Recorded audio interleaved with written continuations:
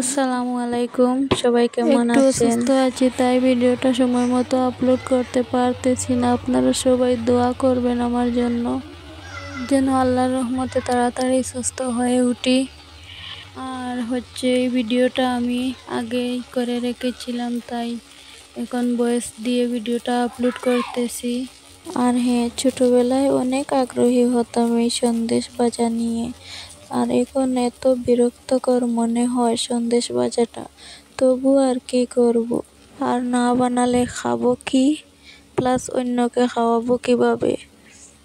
আর একটা কথা হচ্ছে, আমি ঘরের আমার স্বামী সন্তানকে আমি সব কিছু আমার হাতে বানিয়ে খাওয়াতে অনেক চেষ্টা করি। আমি পারি বা না পারি, আমি সব সময় চেষ্টা করি। আমার কথা হলো এটাই, কোনো আত্মীয় স্বজনের বাড়িতে বেড়াতে গেলেই তো অনেক কিছু খাবার দাবার সামনে দে, তো আমার স্বামী ও সন্তানের চোখে এমন কোনো জিনিস দেখে মনে হয় না যে আমি তো এটা কোনোদিন খাইনি, বা আমার স্ত্রী এটা কোনোদিন খাওয়ায়নি, বা আমার সন্তানরা যেন না এটা মনে করতে না পারে আমাদের মা এটা আমাকে বানিয়ে খাওয়ায়নি। সেই জন্য আমি সবসময় চেষ্টা করি।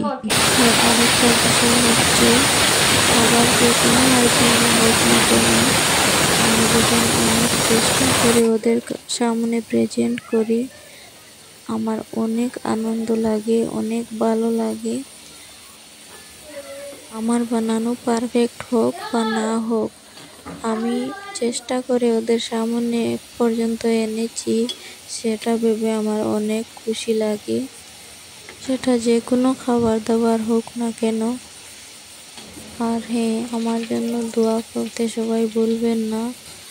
আমি একটু অসুস্থ আছি, তাই সবাই আমার জন্য দোয়া করবেন যেন তাড়াতাড়ি সুস্থ হয়ে উঠি।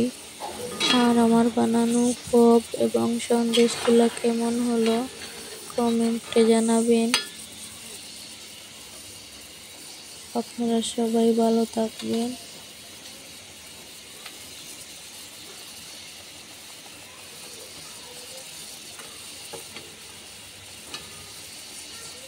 দেখেন কতগুলো পপ সন্দেশ বানিয়ে নিয়েছি।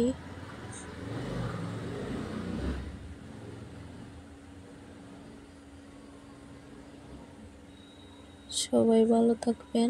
আল্লাহ হাফিজ।